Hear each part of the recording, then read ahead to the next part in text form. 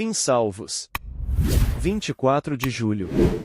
A manhã do dia 24 veio encontrar-nos extraordinariamente restabelecidos de força e de coragem, apesar da situação perigosa em que estávamos, ignorando a nossa posição, mas de certeza longe de terra, com alimentos apenas para uma quinzena, se fossem cuidadosamente racionados, completamente privados de água, à mercê das ondas e dos ventos, mas as angústias e os perigos muito mais terríveis a que há tão pouco tempo tínhamos estado sujeitos, e aos quais providencialmente tínhamos escapado, faziam nos encarar os nossos sofrimentos atuais como coisa bastante vulgar, já que, na realidade, os conceitos de felicidade e infelicidade são bastante relativos.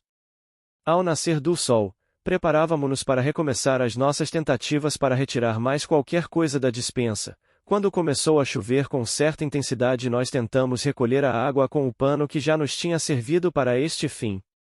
A única maneira que tínhamos de recolher a água era manter o pano esticado e colocarmos no meio uma das correntes das mesas de enxárcia do traquete, e a água, assim concentrada no centro, gotejava para dentro do cântaro. Por este processo, tínhamo-lo quase enchido, quando uma forte nortada nos obrigou a abandonar a empresa, porque o navio começava a balançar tão violentamente que não nos conseguíamos manter de pé. Corremos para a proa e amarramo-nos solidamente ao molinete, como já tínhamos feito, e esperamos pelos acontecimentos com muito mais calma do que seria de prever em semelhantes circunstâncias.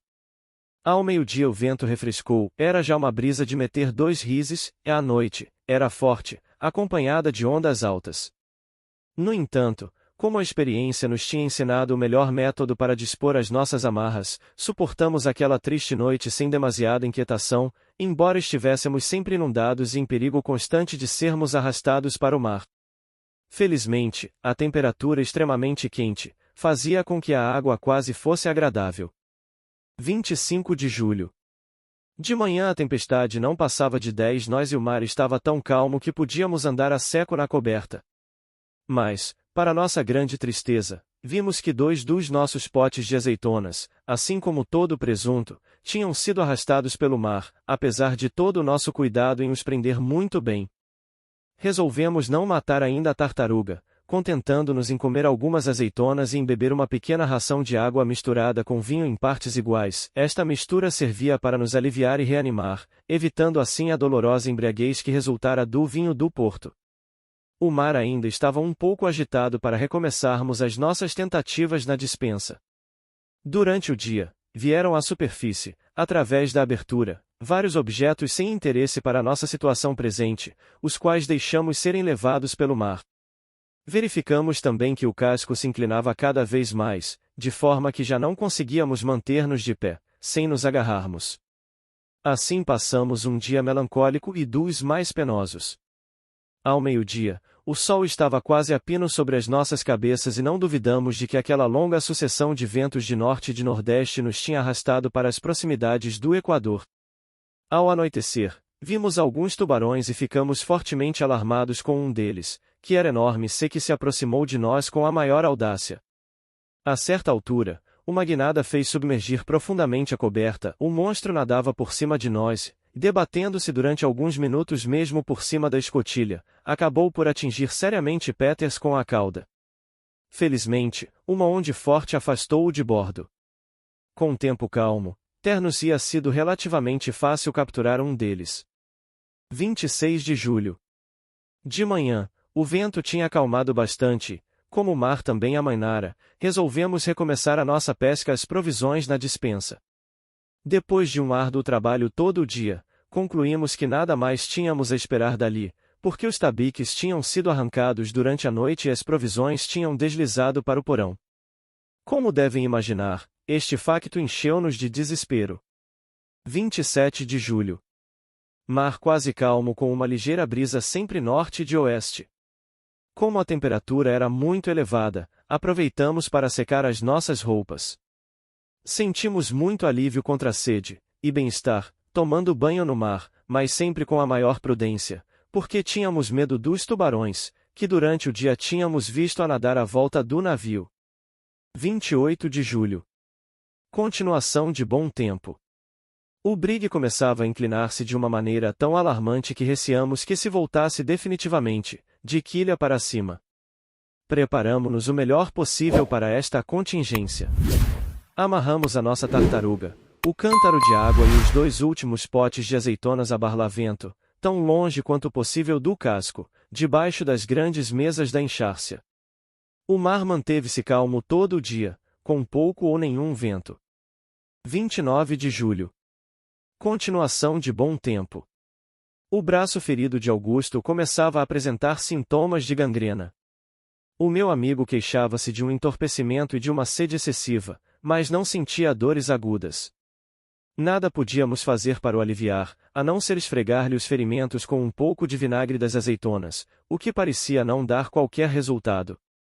Fizemos por ele o que podíamos e triplicamos-lhe a ração de água. 30 de julho. Dia excessivamente quente, sem vento. Um enorme tubarão manteve-se ao lado do casco durante toda a tarde. Fizemos algumas tentativas infrutíferas para o apanhar com um nó corredio. Augusto estava cada vez pior e enfraquecia a olhos vistos, não só devido à falta de uma alimentação conveniente como também aos ferimentos. Suplicava incessantemente que o abandonássemos aos seus sofrimentos, dizendo que nada mais desejava do que a morte.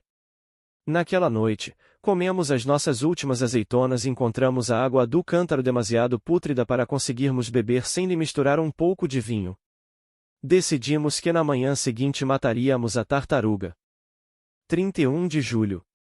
Depois de uma noite de enorme inquietação e fadiga, em consequência da posição do navio, dispusemo-nos a matar e a esquartejar a tartaruga, verificando que tinha muito menos carne do que, a princípio julgáramos, embora de boa qualidade, toda a carne que conseguimos tirar dela não ultrapassava as 10 libras. Com o objetivo de conservar um bocado o mais tempo possível, cortamos a carne em fatias muito finas, enchemos os 3 potes e a garrafa de vinho da madeira, que felizmente tínhamos guardado, e regamo-la com o vinagre das azeitonas. Assim, pusemos de parte cerca de 3 libras de carne de tartaruga, prometendo não lhe tocar antes de consumirmos o resto. Resolvemos contentar-nos com uma ração de cerca de 4 onças de carne por dia e, assim, ela devia chegar para 13 dias. Ao escurecer, começou a cair uma chuva intensa acompanhada de relâmpagos e violentos trovões, mas durou tão pouco tempo que apenas conseguimos recolher meio pinto de água. De comum acordo, demos toda a água a Augusto, que parecia aproximar-se do fim. Bebia a água diretamente do pano. À medida que a recolhíamos, ele estava deitado na coberta e nós segurávamos no pano de forma a deixar a água escorregar-lhe para a boca, porque não possuíamos nada que pudesse servir para conter a água, a não ser que esvaziássemos a garrafa empalhada que tinha o vinho, ou o cântaro com a água estragada. No entanto, teríamos recorrido a um destes expedientes se a chuvada continuasse. O doente parecia obter um alívio mínimo com a bebida. Tinha o braço completamente negro desde o punho até ao ombro e os pés pareciam gelo. Esperávamos vê-lo expirar a qualquer momento. Estava terrivelmente magro, pois agora pesava cerca de 40 ou 50 libras no máximo, quando ao deixar Nantuque pesava 127 libras. Os olhos estavam profundamente encovados, mal se vendo, e a pele das faces pendia-lhe flácida e sem vigor, a ponto de o impedir de mastigar qualquer alimento ou engolir qualquer líquido a não ser com um enorme esforço. 1 de agosto. Sempre o mesmo tempo, mar calmo, com temperatura sufocante. Sofremos horrivelmente com sede, pois a água do cântaro estava completamente fétida e cheia de bichos. No entanto, conseguimos ingerir uma parte, misturando-a com vinho, o que apaziguou muito pouco a nossa sede. Sentíamos maior alívio com um banho de mar, mas só raramente podíamos recorrer a este expediente, por causa da presença contínua dos tubarões. Tomou-se então evidente que Augusto estava perdido e que morria. Nada podíamos fazer para lhe diminuir os sofrimentos, que pareciam horríveis. Por volta do meio-dia, expirou no meio de violentas convulsões e sem ter proferido uma única palavra há várias horas. A sua morte provocou-nos os mais melancólicos pressentimentos e teve, sobre os nossos espíritos, um efeito tão poderoso, que ficamos deitados junto do corpo todo o dia, sem trocarmos uma palavra, a não ser em voz baixa. Só ao cair da noite, tivemos coragem para nos levantarmos e lançar o cadáver borda fora. Tinha um aspecto hediondo, impossível de descrever, e estava num tal estado de decomposição que Peters, ao tentar levantá-lo, ficou com uma perna na mão. Quando aquela massa em putrefação deslizou para o mar por cima da amurada, vimos, à luz fosforescente que nos rodeava, 7 ou 8 tubarões, cujos dentes horríveis faziam, enquanto retalhavam a presa, um barulho sinistro que se podia ouvir a 1 milha de distância. Este ruído fúnebre causou-nos um profundo terror que nos invadiu até a medula dos ossos. 2 de agosto. O mesmo tempo, calmaria terrível, calor insuportável. A alvorada surpreendeu-nos num estado de abatimento deplorável e de completo esgotamento físico. A água do cântaro era impossível de beber, pois já não passava de uma espessa massa gelatinosa, numa mistura horrível de vermes e de lodo. Deitamo-la fora e, depois de termos lavado o cântaro cuidadosamente com água do mar, despejamos-lhe um pouco de vinagre das garrafas onde conservávamos os restos da tartaruga. A nossa sede era quase intolerável e nós tentamos, em vão, acalmá-la com vinho, que era como deitar lenha no lume e que nos mergulhou numa violenta embriaguez.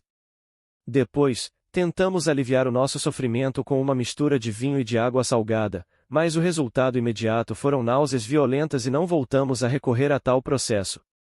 Espreitamos com ansiedade, durante todo o dia, uma oportunidade de tomar banho, mas em vão, porque o nosso pontão estava completamente cercado por tubarões, sem dúvida, os mesmos monstros que tinham devorado o nosso pobre camarada na noite anterior e que esperavam a cada momento um novo regalo da mesma natureza. Esta circunstância causou-nos o mais profundo desgosto e encheu-nos dos mais melancólicos e deprimentes pressentimentos. O banho já nos tinha proporcionado um grande alívio e não podíamos suportar a ideia de não podermos recorrer ao mesmo procedimento. Aliás, não estávamos completamente livres de medos ou ao abrigo de um perigo imediato, porque a mínima escorregadela ou falso movimento podia pôr-nos ao alcance daqueles peixes vorazes, que vinham de sotavento e que, muitas vezes nadavam direitos a nós. Nem os nossos gritos nem os nossos gestos pareciam assustá-los. Um dos maiores, mesmo depois de ferido por Peters que lhe desferiu uma machadada, não desistia de avançar contra nós. Formou-se uma nuvem, ao anoitecer, mas, para nosso extremo desapontamento, passou sem que chovesse. É completamente impossível imaginarem o que sofríamos com sede. Devido às torturas da sede e ao receio dos tubarões, passamos a noite sem dormir. 3 de agosto. Nenhuma perspectiva de salvação e o brigue cada vez mais inclinado, de maneira que os nossos pés já não se conseguiam apoiar na coberta. Ocupamo-nos em pôr em segurança o vinho e os restos da tartaruga, de forma que não se perdessem no caso de o navio se virar. Arrancamos 2 grandes pregos das mesas de enxárcia do traquete, com o auxílio do machado, espetamo-los no costado de sotavento, a uma distância de certa de 2 pés da água, o que não era muito longe da quilha, porque estávamos quase de lado. Aos pregos amarramos as nossas provisões, que nos pareceram em maior segurança do que no local onde as tínhamos anteriormente. Sofrimentos terríveis devido à sede e impossível tomar banho por causa dos tubarões que não nos abandonaram um instante, sono impossível. 4 de agosto. Pouco antes do amanhecer, apercebemo-nos que o navio voltava a quilha para o ar e tentamos evitar sermos cuspidos no movimento.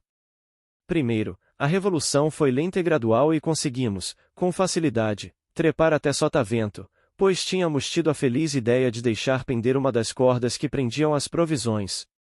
Mas calculamos mal a aceleração da força do impulso, porque o movimento se tornou demasiado violento para nos permitir acompanhá-lo e, antes de percebermos o que se passava, sentimos-nos precipitados na água, submersos a vários pés de profundidade, com o enorme casco por cima de nós.